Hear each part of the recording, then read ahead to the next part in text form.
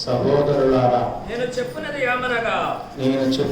ఏమనగా రక్త మాంసములు దేవుడి రాజ్యంలో స్వతంత్రించుకొని నేరవు. స్తోత్రం.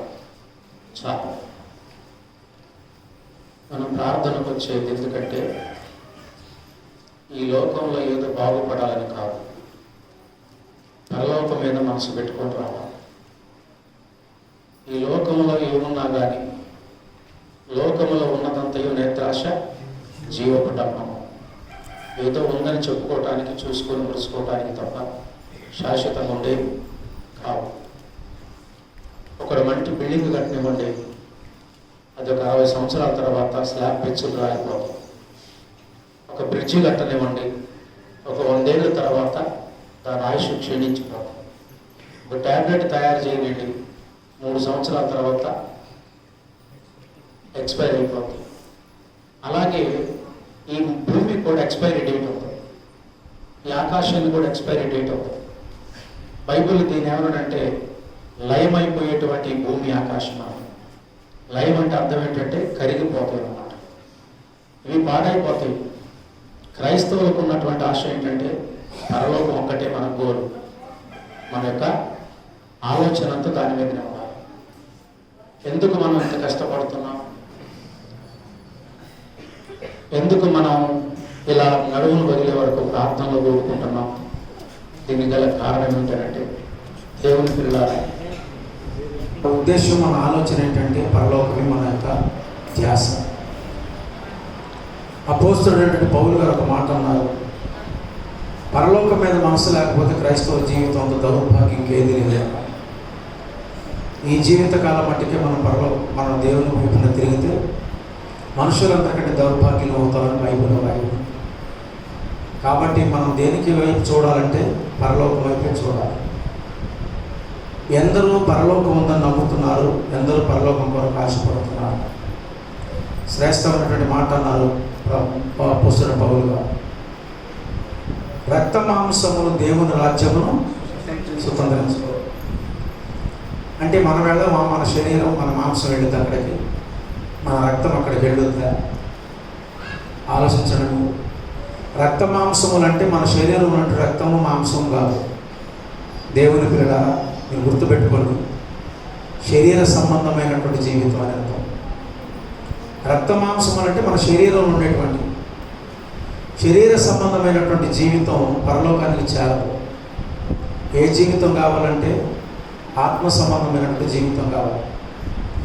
ఏమిటి శరీర సంబంధమైనటువంటి కార్యాలు అని అంటే గలతీయులకు రాసిన పత్రిక 5వ అధ్యాయం 19వ వచనంలో దాని గురించి అద్భుతమైనటువంటి మాట చెబుతారు.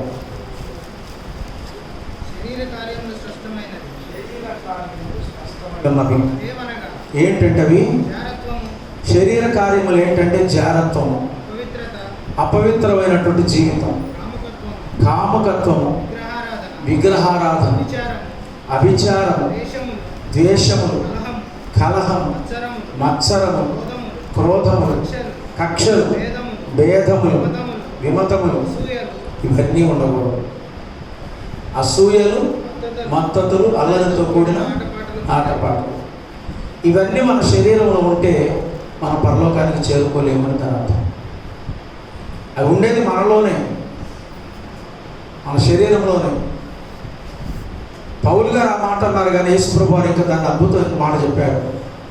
అవి మనలో ఉంటేనంటే శరీరాన్ని పాడు చేస్తాయట.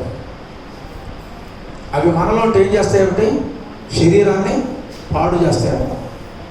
ఎక్కడుంది ఆ మాట అంటే మార్క్స్ వార్త 7వ అధ్యాయం 21వ వచనం ఉంది. అవి లోపల ఉంచుకోవటం వల్ల ఏమైతే అంటే శరీరాన్ని పాడు చేస్తాయని బైబిల్లో రాయబడి ఉంది. లోపల ఏనండి ఎక్కడ ఉంటుందట? అది మనుషుల హృదయంలో దాక్కుని ఉంటాయి అనమాట. శరీరంలో నరాల్లోనూ, మాంసంలోనూ, రక్తంలోనూ ఉంటుంది కాదు, హృదయంలో దాచుకుని ఉంటాయి అనమాట. అవి ఏమిటంట? దురాలోచనలు, జారత్వములు, దొంగతనములు, నరహత్యలు, వ్యభిచారము, అంటే లోభములు, చెడుతనము, కృత్రిమము, కామ వికారం, మత్సరము, దేవదూషణ. Praise the lord. పైన ఉన్నటువంటి మాటలను చాలామంది తెలుసు, కానీ దేవదోషణ అనేటువంటి మాట పౌలు గారు చెప్పలేదు, ప్రభు గారు చెప్పారు. శరీర కార్యాలు చెప్పారు పౌలు గారు, ఒకటి ఎక్స్ట్రా యాడ్ చేశారు ప్రభు గారు. ఏమిటంటే దేవదోషణ. ఏమిటి దేవదోషణ అంటే దేవునికి వ్యతిరేకంగా మాట్లాడడం. ఒకసారి ప్రభువారి దగ్గరికి ఒక వ్యభిచార స్త్రీ వస్తే ప్రభువారికి వ్యతిరేకంగా మాట్లాడారు. అన్నకి పిలిచినటువంటి ఆయన, ఈయన ప్రవక్తేనా అన్నాడు. నీవు ప్రవక్తవైతే ఆమె ఎటువంటిదో నీకు తెలియదా అంటే ప్రభువారిని విమర్శించే స్థాయికి ఎదిగాడు. చాలామంది ఏం చేస్తారంటే వాడు దంగోడు, ఆమె వ్యభిచారి, వాడు తాగుబోతోడు, వీడు తిరుగుబోతోడు, వాడు తోడుబోతోడు, వాళ్ళు కూడా బాగానే బ్రతుకుతున్నారుగా, దేవుడు ఎటు చూస్తున్నారు, దేవుడు కూడా అనుకునేటువంటి వాళ్ళు ఉన్నారు కొంతమంది. దాన్ని కూడా దేవదోషుని అన్నారు. దేవుడిని మనం నిందించినట్టు అన్నమాట. వాడికి వెంటనే తీర్పు తీర్చట్లేదని మనం దేవుడిని నిందించినట్టు. ఒక ఆయన, ఒక భక్తుడు దేవుడి మీద నమ్మకం పెట్టుకొని ఆస్తి అమ్మాడు, గుళ్ళు కట్టించాడు, అన్నదానాలు చేశాడు, వస్త్రదానాలు చేశాడు, ఆస్తి అంతా అమ్ముడుపోయింది. దైవభక్తితో బ్రతికాడు. ఎంత దైవభక్తి అంటే రాజులు తీసుకుని పొద్దాకు దేవుడు అంటున్నావు నీవు, వీడిని కట్టేసి కొట్టండి రాని కొట్టించారు. కొట్టి ఒళ్ళంత రక్తసిక్తం అయితే ఆస్తి పోయింది, అంతస్తులు పోయింది, డబ్బు పోయింది. దేవుడు దేవుడు దేవుడు అని అంటుంటే నన్ను కూడా తీసుకొని కొట్టారు. అసలు దేవుడు ఉన్నాడా? తుకారం అనేటువంటి భక్తుడు. అసలు దేవుడు ఉన్నాడా? ఉన్నావా? అసలు ఉన్నావా? ఉంటే కళ్ళు మూసుకున్నావా? ఈ లోకం కుళ్ళు చూడకున్నావా? ఒక పాట రాస్తాడు ఆయన. అసలు దేవుడు ఉన్నాడా అంటే అర్థం ఏంటన్నమాట? దేవుడిని విమర్శించినట్టు మనం, దేవుడిని మనం దూషించినట్టు మనం. కనుక దేవదోషం ఉంటారు చాలా మందిలో, దేవుడిని నిందిస్తూ ఉంటారు. ఒకడు 70 సంవత్సరాల నుంచి దురాలోచనతో ఉంటాడు. గుర్తుపెట్టుకోండి, నూతనంగా ఒక కుమారుడు ప్రార్థనకు వస్తున్నాడు ఒక 2-3 సంవత్సరాల నుంచి. ఒకరోజు నా దగ్గరకు వచ్చి ఒక మాట అడిగాడు. మా నాన్నగారిని ఇంట్లో చుట్ట తాగుద్దంటే అట్లే తాగుతున్నాడంటే ఆయన మీరు చెప్పండి. నేను చాలాసార్లు చెప్పాను, ఆయన వదిలిపెట్టడం లేదు. బాగా తాగుతున్నాడని దాన్ని నన్ను వదిలిపెట్టమని చెప్పండి. ఆ విషయం కూడా చాలాసార్లు చెప్పాను, వదిలిపెట్టేటట్లేడు. మరి 70 సంవత్సరాలు చుట్ట తాగుతున్నాడు, సార తాగుతున్నాడు. మరి మా నాన్న బాగానే ఉన్నాడు కదండి, వాడు సావట్లేదే అంటే అర్థం ఏంటన్నమాట? దేవుడు వాడిని ఇంకా చంపడం లేదు. ఆలోచించండి, దీన్ని ఏమంటారంటే దేవదోషం అంటారు. దేవుణ్ణి మనం నిందిస్తున్నట్లెక్క. ఎందుకు చనిపోవట్లేదు? ఒకరోజు తాగినటువంటి వాడికి జబ్బు వస్తుంది, ఒకనాడు తాగినటువంటి వాడికి దగ్గు వస్తుంది, ఒకనాడు తాగినటువంటి వాడికి ఊపిరితిత్తులు పాడైపోతున్నాయి. అవి నవలబాక తినబాక తాగుబాక అంటున్నారు. కానీ 70 ఏళ్ళ నుంచి తాగుతున్న వాడు బాగానే ఉంటాడు కదా. మా నాన్నగారు 40 ఏళ్ళ నుంచి తాగుతున్నాడు, బాగానే ఉంటాడు కదా. మా తాతగారు 60 ఏళ్ళ నుంచి తాగుతున్నాడు, మంచిగానే ఉంటాడు కదా. సిగరెట్ తాగుతున్నాడు, బీడీ తాగుతున్నాడు, చుట్టూ తాగుతున్నాడు, సార తాగుతున్నాడు, వాడు బ్రహ్మాండంగా ఉంటాడు కదా అని అనుకునేటువంటి వాళ్ళు చాలామంది ఉన్నారు. దేవుని పిల్లలారా, మనం అనుకున్నంత కోపదారి కాదు దేవుడు. బైబిల్ ఒక మాట అన్నాడు, దేవుడు పక్షపాతి కాదు, దేవుడు న్యాయవంతుడు.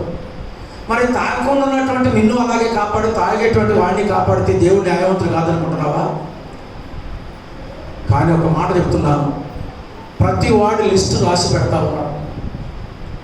వాడు త్రాగుతున్నాడు బాగానే ఉంటుండగా, ఆమె తిరుగుతుంది బాగానే ఉంటుండగా, వాడు తింటున్నాడు బాగానే ఉంటుండగా, వాడు తిరుగుతున్నాడు బాగానే ఉంటుండగా, ఆమె ఇష్టం చేస్తుంది బాగానే ఉంటుండగా, ఎందుకని ఆమె పాడు కావట్లేదు, వాడు పాడు కావట్లేదు అనుకునేటువంటి వాళ్ళు చాలామంది ఉన్నారు. దేవుణ్ణి మనం నిందించడమే, దేవుని మనం దూషించడమే. దేవుని పిల్లారా, దేవుడు ప్రతి వారి తప్పులు రాసి పెడుతూ ఉన్నాడు. ఇప్పటికిప్పుడు దేవుడు శిక్షించేటువంటి ఒక కాలం ఉంది, శిక్షించేటువంటి ఒక కాలం ఉంది. దాన్ని ఏమన్నాడంటే తీర్పు కాలం అన్నాడు. జడ్జిమెంట్ వచ్చినటువంటి రోజున నా లెక్కలు ఉంటాయి, నీ లెక్కలు ఉంటాయి, మీ లెక్కలు ఉంటాయి, వాళ్ళ లెక్కలు ఉంటాయి. 80 ఏళ్ళ నుంచి చేసినా కానీ వాడు బాగానే ఉండగా నువ్వు అనుకుంటున్నావు. రీసెంట్గా నేను ప్రభువునప్పుడు నేను బ్రహ్మాండంగా బ్రతుకుతున్నాను నీవు అనుకుంటున్నావు. ఆడు పాడు కావట్లేదు, నాకే కష్టాలు వస్తాయి నువ్వు అనుకుంటున్నావు. దేవుడు అసలు ఎటు చూస్తాడు నువ్వు అనుకుంటున్నావు. ఇంత పాపాత్మలో వచ్చి కాళ్ళ మీద పడితే ఎటు చూస్తాడు, నేను ప్రవక్తనా అని నిందించాడు.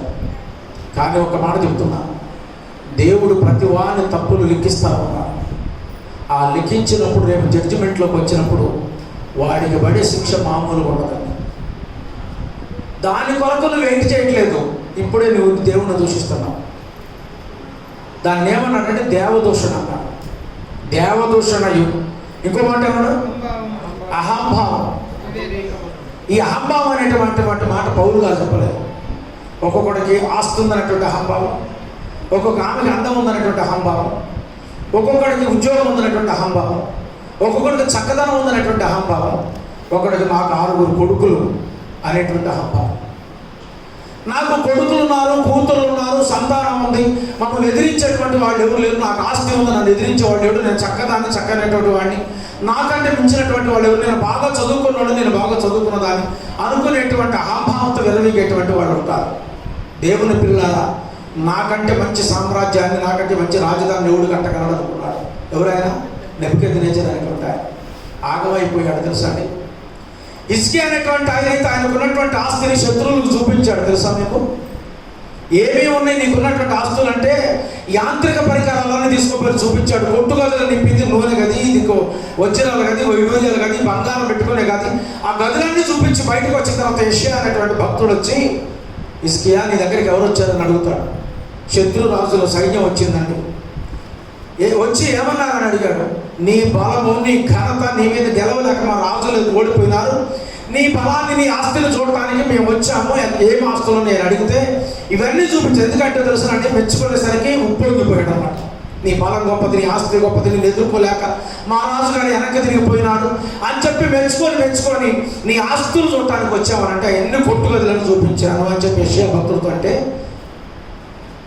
యెషయా ఒక మాట్లాడు హిజ్కియాతో, నీ ఆస్తి అంతా హరించుకొని పోతే, శత్రువులు వచ్చి తీసుకొని పోతారు, నీ రాజ్యం పతనం అయిపోతారు, చచ్చిపోతావు. ఎందుకని? నాకు ఆస్తి ఉన్నదని అహంభావం. ఆస్తిని శత్రువులు చూపించి మురిసిపోయాడు. నీకు చక్కదనం ఉండొచ్చు, నీకు చదువు ఉండొచ్చు, నీకు జ్ఞానం ఉండొచ్చు. దేవుని పిల్లలారా, అది దేవుని కృపని మాత్రం మర్చిపోవు. ఒక మేధావి, ఒక భక్తుడు ఒక మాట అన్నాడు, ఇది నీ కృప. నేను ఇలా ఉన్నానంటే అది నీ కృప అన్నాడు.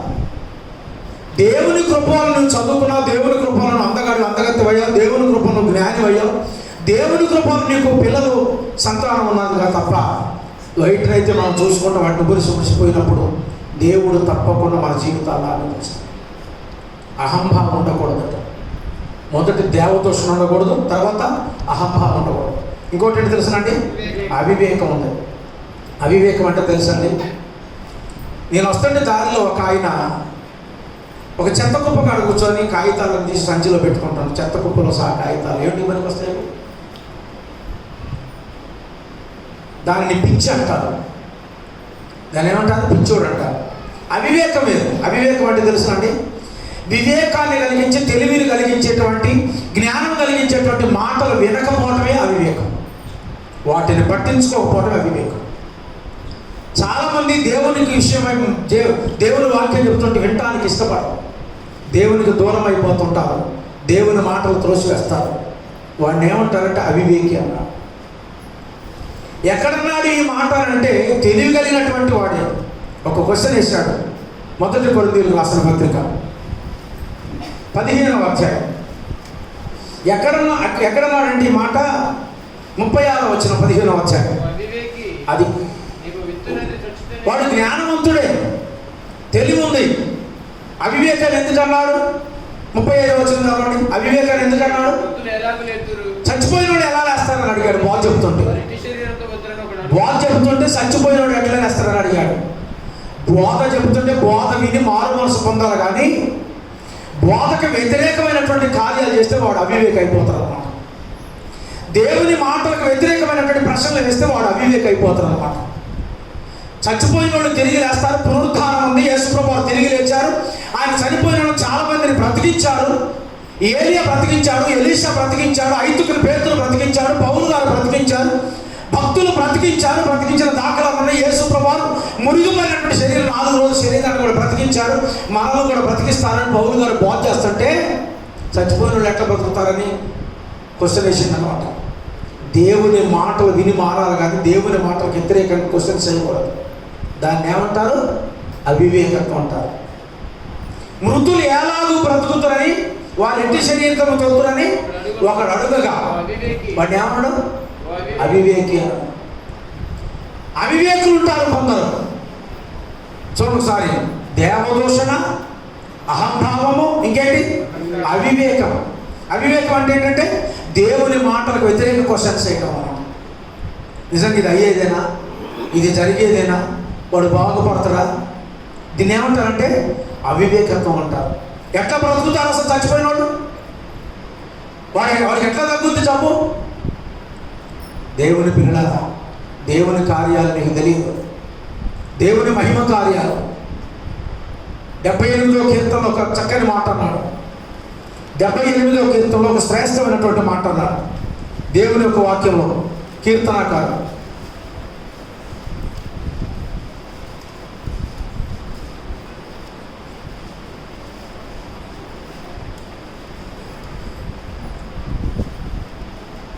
డెబ్బై 8వ కీర్తనలో అవివేకపు మాట 19వ వచనం. చూడండి, అనుభవించి దేవుని కార్యాలు అనుభవించి ఈగలు వచ్చింది చూశారు, జోరీగలు పడింది చూశారు, పేరు వచ్చింది చూశారు, కప్పలు వచ్చింది చూశారు, రక్తం వెళ్ళిపోయింది చూశారు, రక్తం కంపు కొట్టింది చూశారు, నీళ్ళన్నీ చేదైనటువంటి చూశారు, తొలుచులు సంతానం అంతా చనిపోతే ఆ స్థితిలో దేవుడు బ్రతికించి ఇజ్రాయెల్ బయటకు తీసుకొస్తే అది అనుభవించి చూసి కూడా మళ్ళీ క్వశ్చన్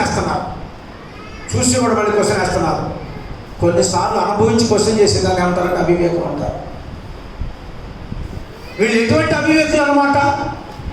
ఈ అరణ్యంలో దేవుడు భోజనము సిద్ధపరచగలరా? అది క్వశ్చన్. చచ్చిపోయిన వాళ్ళు ఎలా బ్రతుకుతారు? ఏ శరీరంతో వస్తారు? పౌలు గారు ప్రశ్నిస్తే పౌలు గారు అన్నాడు, నువ్వు అవివేకి అన్నాడు. తెలివి తక్కువడివి నీవు. చక్కని సమాధానం చెప్పారు పౌలు గారు. నువ్వు వేసేటువంటి విత్తనం చచ్చిపోతే బ్రతుకుద్ది రప్పించోడా? నీకు తెలివి ఉందా అని అడుగుతున్నావేమో నీవు. చాలామంది తెలివి ప్రదర్శిస్తారు దేవుని దగ్గర. దాన్ని ఏమంటారు తెలుసునండి? మామూలు తెలివి కాదు, ఎక్స్ట్రా తెలివిని ఏమంటారు? అతి తెలివి. కరెక్ట్ మాట. అతి తెలివి.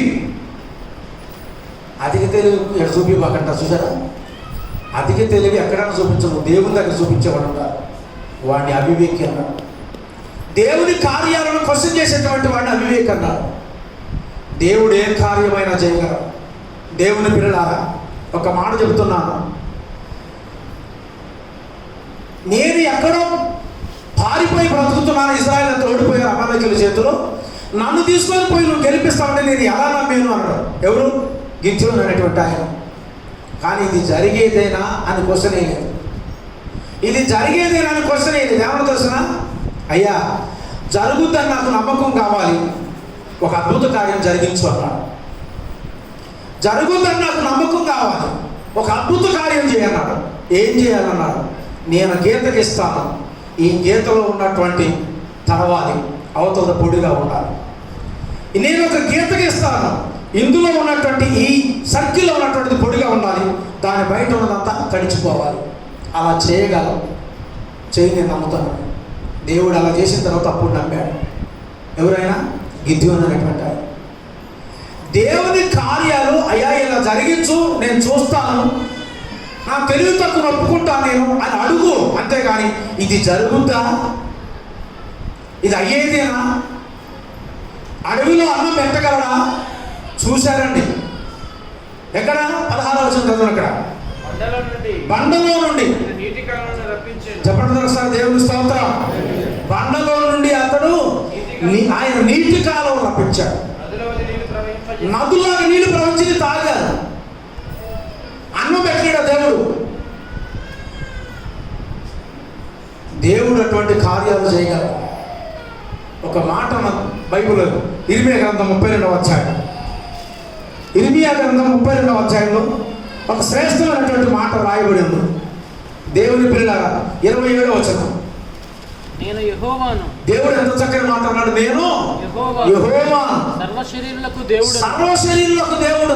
నాకు అసాధ్యమైనది. పౌలు గారిని అడగాల్సినటువంటి మాట ఏంటంటే, యేసుప్రభువు నమ్ముకుంటే నిజంగా బ్రతుకుతానా? బ్రతుకుతావు అయ్యా. అలాగైతే నమ్ముకుంటాయి.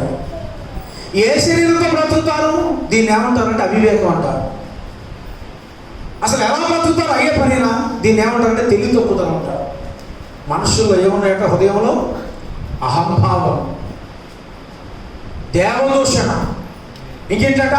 అవివేకము, ఇంకేంటట? మార్క్స్ వార్త 7:20. ఇంకేంటట? దేవదూషణ, అహంభావము, అహంకారము. లాస్ట్ మాట కాడ దేవదూషణ, అహంభావము, అవివేకము వచ్చును.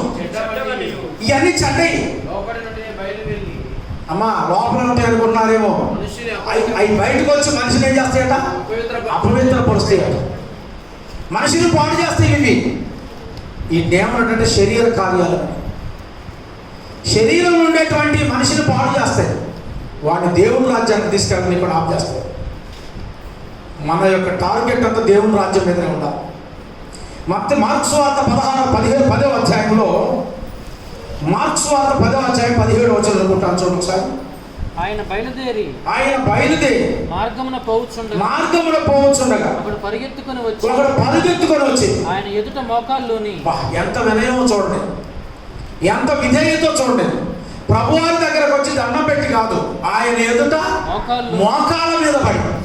అందుకని క్రైస్తవులు ప్రార్థన చేసేటప్పుడు మోకాళ్ళ మీద పడి ప్రార్థన చేసేవారు. క్రైస్తవులు ప్రార్థన చేసేటప్పుడు మోకాళ్ళ మీద పడి ప్రార్థన చేసేది ఎందుకంటే ప్రభువారి దగ్గరకు ఒకడు పరుగెత్తుకొని వచ్చి మోకాళ్ళ మీద పడి, సద్బోధకుడా నిత్య జీవమునకు నాకు పరలోకం కావాలని అడుగుతున్నాడు. పరలోకం మీదనే ఉండాలి మన ఆలోచన అంతా. నువ్వు ధనవంతుడుగా, ధర్మశాస్త్ర పండితుడుగా, అధికారి ప్రభు దగ్గరకు వచ్చి పరలోకం అడిగాడు, ధర్మశాస్త్ర పండితుడు ప్రభు దగ్గరకు వచ్చి పరలోకం అడిగాడు, ధనవంతుడు ప్రభు దగ్గరకు వచ్చి పరలోకం కావాలని అడిగాడు. పరలోకం ఒక్కటే వాళ్ళక్క. పేతురు కూడా అదే మాట అన్నాడు. ఏమన్నా తెలుసు? పేతురు భక్తుడు, భార్యను పిల్లలు వదిలిపెట్టాం, ఆస్తులు వదిలిపెట్టాం, వలలు వదిలిపెట్టాం, చేపలు పట్టుకుని వృత్తి వదిలిపెట్టాం, మాకు జీవనమే అది, దానిని విడిచిపెట్టాం మేము. ఇప్పుడు మాకు లాభం ఏంటి? మాకు వచ్చేటువంటి బెనిఫిట్ ఏంటి? యేసు ప్రభువు చక్కని మాట అన్నారు. ఏమన్నా తెలుసిన? పరలోకం మీకుందా? చెప్పండి అందరూ, దేవుని స్తోత్రం. పరలోకం మీకుంది, అదే మనకు గోలు. పరలోకం కొరకే ప్రార్థన. కాబట్టి దేవుని పిల్లలారా, యేసు ప్రభువు తన శిష్యులకు నేర్పిన ప్రార్థన కూడా అది. రాజ్యం రావాలి, పరలోకం కొరకు మనం ఎదురు చూడాలి. దాని కొరకు శరీర కార్యాలు విడిచిపెట్టాలి. దేవుని యొక్క వాక్యములో ఒక శ్రేష్టమైనటువంటి మాట అంటాడు ఎఫెసీయులకు రాసిన పత్రికలో. దేవుని పిల్లలారా, ఎఫెసీయులకు రాసిన పత్రిక 5వ అధ్యాయం 3వ వచనం. మీలో జారత్వమే గాని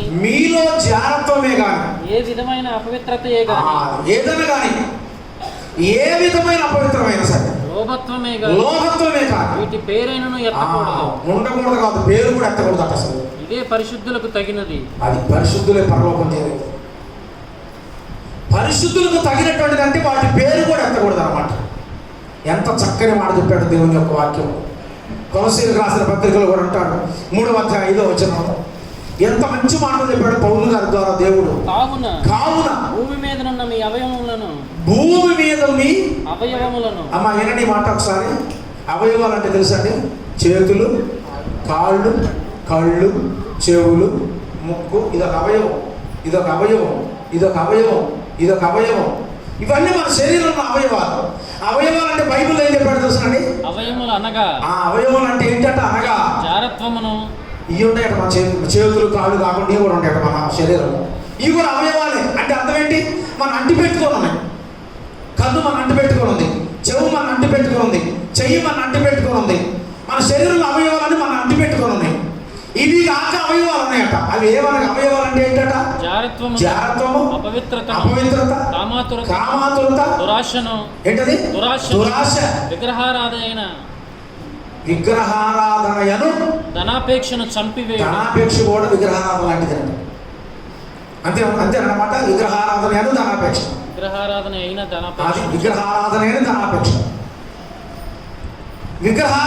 ధనాపేక్ష. దేవుని పిల్లలారా, ఆలోచించండి మీరు. విగ్రహారాధన కూడా చేయకూడదు. చాలా మంది క్రైస్తవులు కూడా ఏం చేస్తారో తెలుసునండి? విగ్రహాలకు దండం పెడతారు. ఏ విగ్రహానికి పెట్టకూడదు, నా విగ్రహానికి పెట్టండి యేసుప్రభు ఎక్కడ చెప్పాడా? ఏ విగ్రహానికి మీరు దండం పెట్టకూడదు, మా అమ్మ విగ్రహానికి దండం పెట్టండి యేసుప్రభు ఎక్కడ బైబిల్లో చెప్పాడా? ఏ విగ్రహానికి పెట్టకూడదు, నా యందు భయభక్తులు కలిగినటువంటి పేతురు భక్తులు గొప్పవాడు, ఆ పేతురు బొమ్మ పెట్టుకుని దండం పెట్టి చెన్నప్ప అని పేరు పెట్టుకుని ఆయన బొమ్మ చెప్పుకున్నాను ఎక్కడ చెప్పిండా? తమ్మి బొమ్మ చెప్పి దండం పెడుతున్నారు, చెన్నప్ప దండం పెడుతున్నారు, రాయప్పకు దండం పెడుతున్నారు. వీళ్ళందరూ శిష్యులు, యేసుప్రభు శిష్యులు. రాయప్ప అంటే పేతురు, చెన్నప్ప అంటే పౌలు గారు. వీళ్ళందరికీ దండం పెడుతున్నారు వాళ్ళ బొమ్మలు చెప్పి. మరియమ్మకు బొమ్మ చెప్పి దండం పెడుతున్నారు. బొమ్మలకు దండం పెట్టమని లేదు అక్కడ. బొమ్మలకు దండం పెట్టకూడదు, విగ్రహారాధన చేయకూడదు. దేవుని యొక్క వాక్యములు విగ్రహారాధన అయినా ధనాపేక్ష దానితో సమానం. విగ్రహారాధన అయిన ధనాపేక్ష, వాటి వలన దేవుని ఉగ్రత, అది దేవుడి కోపం వచ్చింది అవిధేయుల మీదకి వచ్చి. దేవుడు వీళ్ళందరూ అవిధేయులు అన్నమాట. ఏంటది? శరీరంలో ఉన్నటువంటి అవయవాలు. ఏ అవయవాలు? చెయ్యి, కాలు, ముక్కు, ఇవి కాదు. జారత్వము, అపవిత్రత, కామాతురత, దురాశ, విగ్రహారాధన అయిన ధనాపేక్ష. ఇవన్నీ మనిషిలో ఉన్నటువంటి అవయవాలు, వదిలిపెట్టి పోవట్లేదు. మనుషులు ఉన్నటువంటి అవయవాలు మనిషిని విడిచిపెట్టిపోవట్లేదు. అవి విడిచిపెట్టాలట మానవుడు. అందుకని యాకోబు పత్రిక పౌలు గారు చెప్పడమే కాకుండా భక్తులకు 1,000,000 మందికి ఆయన బయలు అంటాడు, భక్త కోటికి రాసిన యాకోబు భక్త కోటికి. యాకోబు పత్రికలు అంటాడు దేవుని యొక్క వాక్యంలో 3వ అధ్యాయం 14వ వచనం. అయితే మీ హృదయములలో, ఎంత చక్కని మాట, మీ హృదయములలో సహింపనలవి కాని మత్సరమును ఏమి అలవి కానీ సహింపనలవి కాని హృదయములో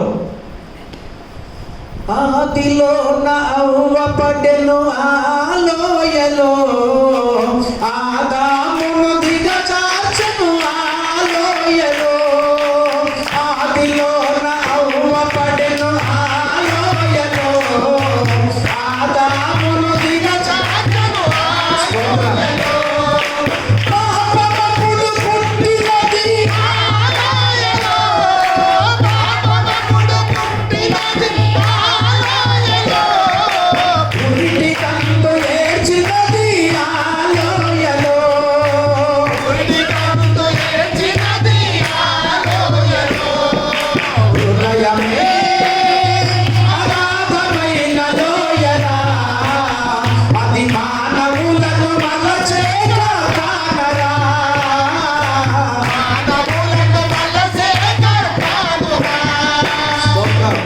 హృదయములో నీ హృదయములలో సహింపనలవి కాని ఏంటండి? సహింపనలవి కానీ మత్సరం. చూడండి అమ్మాయి మాట్లాడండి. 100 పట్టణ మాటలు మాట్లాడుతున్నావంట. 100 పట్టణ మాటలు కూడా ఉంటాయా? ఉంటాయి. హృదయం కూడా సహింపనలవి కాని కార్యాలు ఉంటాయి. హృదయం తట్టుకోలేనటువంటి కార్యాలు. హృదయం సహింపనలవి కానీ మత్సరం, మత్సరం అంటే తెలుసా అండి? చెడ్డ కళ్ళు అన్నారు. వివాదములు ఉంచుకున్న వారై. వివాదం అంటే తెలుసా అండి? తగు వేరు, వివాదం వేరు. తగు అంటే ఏంటి తెలిసిన? ఒక అర్ధగంట పెట్టుకొని పోయేది. వివాదం అంటే తెలిసిన? ఆరిపోకుండా సూత్రపోవడం. వివాదం అంటే అర్థం ఏంటి? ఈ చితుకులు వేస్తూనే ఉంటాడు వాడు, రగులుకుంటున్నాడు. పొగ రావాలా, రగులుకుంటూనే ఉండాలి, కొత్త చితుకులు వేస్తాడు. అయిపోయిందిగా ఇక ఆగరాదు. అంటే ఆగటం అంటే కడుపులో దేవుతుంది. మాట్లాడుకున్నావా? మర్చిపోవద్దు అవుతుందే. అసలు అడుగుదాం ఇంటికి అయిపోయింది కదా, ఇంకెందుకు వాడు ఇంటికి పోయి అడగాల్సింది. దీన్ని ఏమంటారంటే తగు వేరు, వివాదం వేరు. 2 ఒకటే, కానీ డిఫరెన్స్ ఉంది. తగు అంటే గబగబా రాసుకుంటారు, వెళ్ళిపోతారు ఎటువంటి, దాన్ని తగు అంటారు. కానీ వివాదం అంటే తెలుసానంటే తెలుసుకున్నారు. దీన్ని ఏమంటారు? వివాదం అంటారు. రండి మనం వివాదము తేల్చుకుందాం. ఏమిటి వివాదం అంటే? పరిష్కారం కాని మాటలు అన్నమాట. పరిష్కారం కాని మాటలు, వివాదములు వద్దు. ఎంత అద్భుతమైనటువంటి మాటలు! మత్సరమును, వివాదమును ఉంచుకున్న వారైతే అతిశయపడవద్దు. మేము ప్రార్థనకు పోతున్నాం, మేము గుడికి పోతున్నాం, మేము క్రైస్తవులని ఏమనుకుంటున్నాం? అచ్చే వద్దు. నీకు ఇవన్నీ కడుపులో ఉంచుకోను. అతిశయపడవద్దు. సత్యమునకు విరోధముగా అది అబద్ధమాడవద్దు. సత్యమునకు విరోధముగా. సత్యం అంటే ఏంటి? నేనే మార్గమును జీవమును. యేసుప్రభువు వారికి వ్యతిరేకంగా ఏం మాట్లాడతాం? యేసుప్రభువు వారికి వ్యతిరేకంగా మాట్లాడవద్దు. ఇంకోటి ఏంటి? అబద్ధం కడుపులో ఉంచుకోవద్దు. అబద్ధమును సత్యమునకు విరోధముగా అబద్ధం ఆడవద్దు. ఈ జ్ఞానము పైనుండి దిగి వచ్చినది ఇచ్చోడలో తెలియగలవాడు అనుకుంటున్నాం మేము. ఇవన్నీ ఉంచుకొని అది పైనుండి వచ్చేది కాదు. భూ సంబంధమైనది. ఇది పైనుండి వచ్చేది కాదు.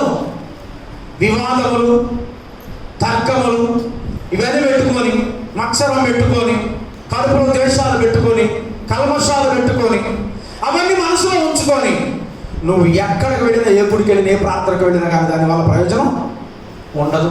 నువ్వు 100 గుళ్ళు తిరుగాక, నువ్వు తిరుపతి పో, శ్రీశైలం పో, లేకపోతే కాళహస్తి పో, నెమలు పో, లేకపోతే ఇంకెక్కడికన్నా నువ్వు ఎక్కడికి పోయినా సరే, ఏ గుడికన్నా పో. దేవుని పిల్లలారా, ఇవన్నీ ఉంచుకొని కడుపులో నువ్వు ఏ గుడికి పోయినా కానీ చూడండి. దేవుని పిల్లలారా, 22 గుళ్ళు ఉన్నాయి అట వైరాలు. 22 గుళ్ళు అంటే హిందూ దేవాలయం కాదు. ఏంటాయి?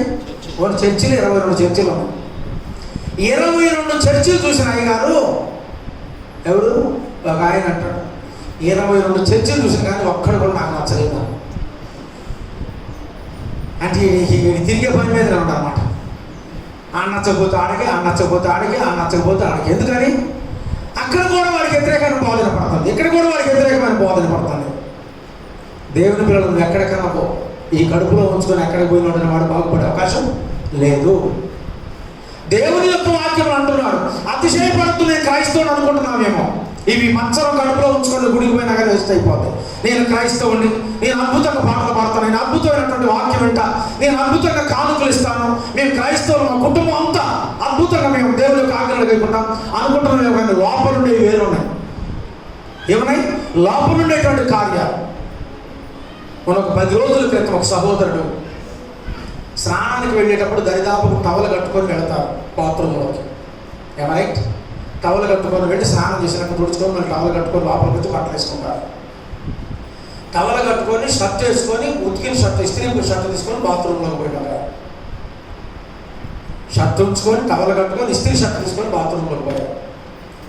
బాత్రూంలోకి పోయాడు, ఈ షర్ట్ విడిచాడు, ఆ దండం మీద వేసాడు, స్నానం చేశాడు, మళ్ళీ వచ్చేటప్పుడు టవలు కట్టుకున్నాడు, ఇస్త్రీ షర్ట్ వేసుకొని బయటకు వచ్చాడు బాత్రూంలో నుంచి.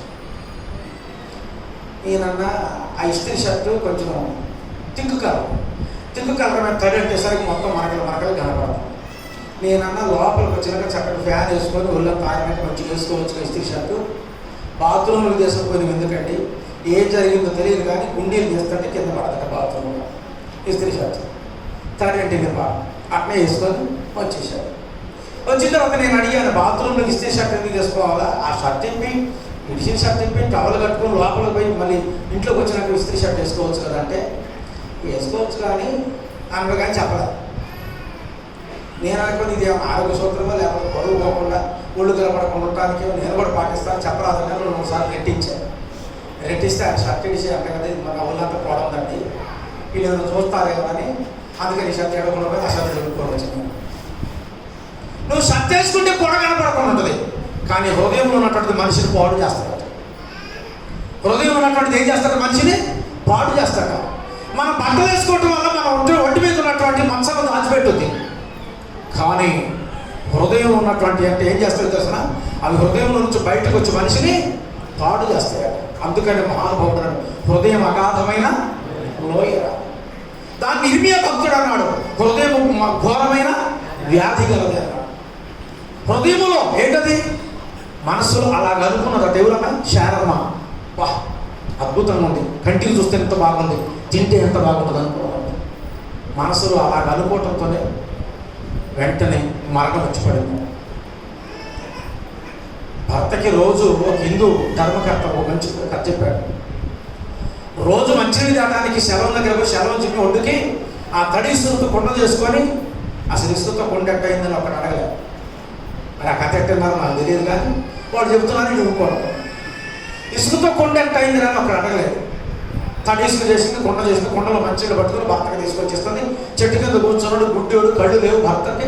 భర్త అంటే అంత ప్రేమిస్తుంది. భర్తను దేవుడిగా చూస్తే కాళ్ళ మీద కొడుతూ అటు చేస్తే ఎవరు సన్మానిస్తుంది. భర్త అంటే ఎంత ప్రేమో, అంత అందుడైనా కానీ నెత్తిని పెట్టుకొని చూసుకుంటుంది. అటువంటి భర్తకు దాహం వేస్తుంటే ఒడ్డు మీద కూర్చోబెట్టి ఆమె సెలవు దగ్గర పోయి నీళ్లు చిమ్మి ఇసుకతో కుండ చేసుకొని వస్తుంది. ఆమె పాతివ్రత్యం, ఆమె గొప్పతనం, ఆమె భక్తి ఇసుక కుండ చేసేంత కుండ కూడా ఆగుతుంది. ఇసుక చెప్పారు మేధావు. ఆ కుండ చేసుకొని వస్తుంది, రోజు మంచిగా ఇస్తుంది. ఒక రోజు వెళ్ళింది, సెలవు జిమ్ముతుంది, ఇసుక కుండ చేయాలి. సెలవు జిమ్ముతా ఉంటే తడుకున్నట్టు మెరుపు నీళ్ళలో పడింది. ఏమిటి నీళ్ళలో మెరుపు పడింది? పైకి చూస్తే సార్ దేవేంద్రుడు రథం బాగుంటాడు. రథం ఇంత తడుకోవడం అందులో నోడు ఇంకెంత బాగుంటాడో అనుకున్నది మనసులో అనుకుంటుంది. కుండ కావట్లేదు కదా, ఏం కావట్లేదట, ఎంతసేపు చేసిన ఇసుక కుండ కావట్లేదట. చూసింది 10 దాకా, 11 దాకా, 12 దాకా, 1 గంటలకు చేస్తాను, కావట్లేదు, చితికిపోతాను. దగ్గరికి వచ్చింది, ఆయన మంచినీళ్ళు కేకలేస్తాను, దాహం వేస్తుంది, గుడ్డ ఆయన బాగాలేడు. వచ్చి కాళ్ళ మీద పడిందట, నాదా మంచినీళ్ళు తీసుకురాలేదు నేను. ఏమైంది? కుండ కావట్లేదు ఇసుక. ఎంత తప్పు చేసిన అని అడిగింది. కళ్ళు లేవుగా, చూడలేదు అనుకున్నాను, తప్పు చేసావు ఏమన్నా? నీ భక్తే దాన్ని నిలబెట్టింది. అందుకే నువ్వు తప్పు చేసిన కాబట్టి తప్పు చేసిన మాట నిజం. చేయలేదు ఆమె. ఏం చేసినామే? ఆలోచనలో తప్పు చేశాడు. హృదయంలో ఉన్నటువంటి మనిషిని ఏం చేస్తాయట? పాడు చేస్తాయట. లోపల నుండి వచ్చినవి మనిషిని ఏం చేస్తాయట? పాడు చేస్తాయని బైబిల్లో ఉంది. ఇక్కడ ఒక అద్భుతమైనటువంటి మాట అన్నాడు, మత్సరం. మత్సరం అనేటువంటి మాటకి బైబిల్కి అర్థం ఏం చెప్పాడు తెలుసునండి? చెడ్డ కళ్ళు అన్నాడు. చెడ్డ కళ్ళు. చెడ్డ కళ్ళు అనేటువంటి మాటకి మన గ్రామ్య భాషలో చెప్పాలంటే అడ్డ పాపలు అంటారు. దాన్ని ఏ పాపలు అంటారండి? అడ్డ పాపలు అంటారు, చెడ్డ కళ్ళు. తర్వాత దానికి ఇంకో మాట కూడా ఉంది, చెడ్డ కళ్ళు. ఏంటో తెలుసునండి? ఒకడు బాగుపడుతుంటే ఓర్చుకోలేకుండా కన్ను. ఏంటో తెలుసునండి? వీడి కంటే నీళ్ళు వస్తుంటాయట, వీడి కళ్ళప్పుడు రక్తం తిరిగి వస్తుందట. ఒకడు బాగుపడితే ఓర్చుకోలేక. దీన్ని మత్సరం. ఇవన్నీ కడుపులో ఉంచుకొని నువ్వు ఎన్ని గుళ్ళు తిరిగినా కానీ ప్రయోజనం ఉండదు. నువ్వు 100 గుళ్ళ దగ్గరికి పోగాక నీ జీవితాన్ని మార్చుకున్నప్పుడు నువ్వు ఒక గుడికి నిలబడగలవు, ఒక దగ్గర నువ్వు బాగుపడగలవు. దేవుడు చెప్పినటువంటి శ్రేష్టమైనటువంటి మాట, మనస్సుని వెళ్ళుంచుకొని ఏమని? కృత్రిమం, కామవికారం, మత్సరములు, దేవదూషణ, అహంభావము, అహంకారం. ఏమన్నా గలతీయులకు రాసిన పత్రికలు 5వ అధ్యాయం 19వ వచనం. శరీర కార్యములు ఈ ఉంటే దేవుని రాజ్యం దొరకదు. శరీర కార్యములు, ఇహ సంబంధమైనటువంటి పనులు, దాన్నే రక్త మాంసములు దేవుని రాజ్యమును స్వతంత్రించుకోలేవు. రక్త మాంసం అంటే మనలో ఉన్నట్టు రక్త మాంసం అనే పోతుంది కాదు. దేవుని పిల్ల రక్తం అక్కడే ఉంది, మాంసం అక్కడే ఉంది. మొర దేవుని కింద పడింది. హేబేలు ఏమంటో చూసినా, నీ తమ్ముడు యొక్క రక్తం యొక్క స్వరం నాకు వినబడింది అన్న. రక్తం యొక్క స్వరమేనా? 4వ అధ్యాయం ఆదికాండం.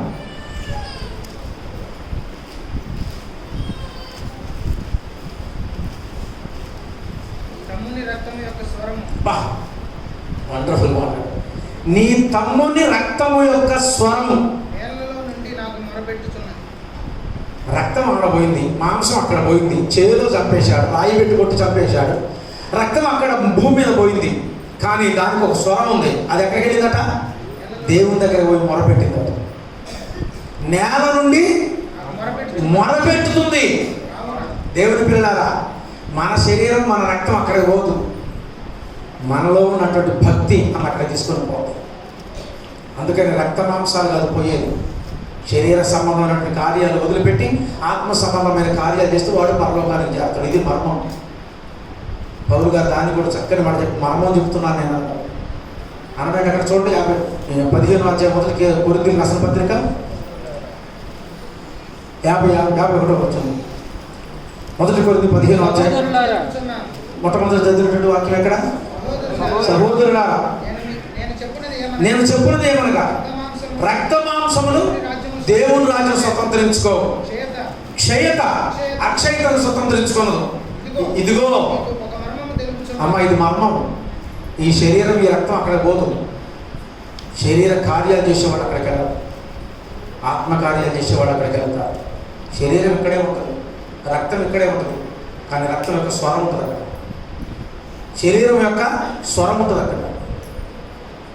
మనం మాట్లాడిన ప్రతి మాట, మనం చూసిన ప్రతి చూపు, ఆలోచించిన ప్రతి ఆలోచన, చేసిన ప్రతి కార్యము, క్రోధములు, వివాదములు, విమతములు, మత్సరములు, అహంభావము, అహంకారము, ఇవన్నీ అక్కడికి వచ్చేస్తాయి అన్నమాట. శరీరం ఇక్కడే ఉంటుంది. శరీరంగా స్వతంత్రించుకుని దేవుని రాజ్యానికి పోయారు. శరీర కార్యాలుగా దేవుని రాజ్యం పోయారు. ఆత్మ కార్యాలు చేసినటువంటి వాడు దేవుని రాజ్యం పోయారు. కాబట్టి ఆత్మ సంబంధమైన జీవితం జీవించాలి. ఏమిటి ఆత్మకార్యాలు? 22 వచ్చిన చదవండి. 5 ఆత్మకార్యాలు ఏంటట? ప్రేమ, అది క్రోధములు, విమతములు, వివాదములు ఇవద్దు. విన్నారండి? ప్రేమ, సంతోషం, సమాధానం. ఎంత అద్భుతమైనటువంటి మాట చెప్పారు. సంతోషం, సమాధానం, దీర్ఘశాంతం, దయాళుత్వం, మంచితనం, విశ్వాసము. నువ్వు ఇక్కడ అవన్నీ కలిగి జీవిస్తే పరలోకం ఉంటావు. అవి ఆత్మకార్యాలు. శరీరం నుండి బయటకు వచ్చే అపవిత్ర కార్యాలకే అవి చేస్తున్న పరలోకం చేయాలి. మనం ఏమనుకుంటామంటే ఈ శరీరం పరలోకానికి బొత్తగామని, ఆ మొత్తకాడికి పోయిన తర్వాత ఈ శరీరం మారిపోయి మహిమ శరీరం అయిందని అనుకుంటున్నాం. అలా కాదు మనం చేసే కార్యాలు. అందుకని బైబిల్ ఏమన్నా తెలుసునండి, నీ క్రియలు వాటి వెంట పోవును అన్నాడు. బైబిల్ ఏమన్నా తెలుసునండి, నీ క్రియలు వాటి వెంట పోవు. ఎక్కడ? ప్రసంగి గ్రంథం 9వ అధ్యాయం. ఏమన్నాడు అక్కడ?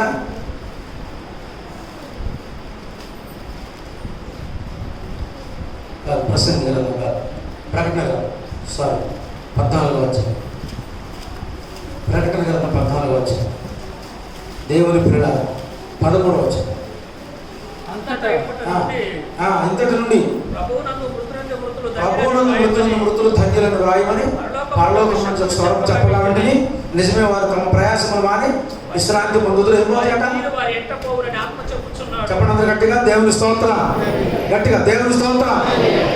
వారి క్రియలు, అది శరీరం కాదు వచ్చేది అక్కడికి. కాబట్టి శరీర సంబంధమైన క్రియలు దేవుని రాజ్యం చేయాలి. మనకొక్కటే దేవుని రాజ్యమే ముఖ్యం. శరీర కార్యాలను విడిచిపెట్టాలి. ఇది దేవుడు కోరుకుంటే ఆత్మ కార్యాలు కలిగి ఉండాలి. అలా ఎప్పుడైతే మనం జీవిస్తామో ఈ శరీరం ఇక్కడ పోయినా కానీ మన ఆత్మ పరలోకంలో ఉంటుంది. ఆ పరలోకం కొరకు బ్రతకండి. ఇహ సంబంధమైనటువంటి జీవితానికి స్వస్తి పలికి పర సంబంధమైనటువంటి జీవితం జీవించడానికి ఇష్టపడండి. పరలోకానికి వారసులు తండ్రి తన మాటలు దీవించడం. ఆమేన్.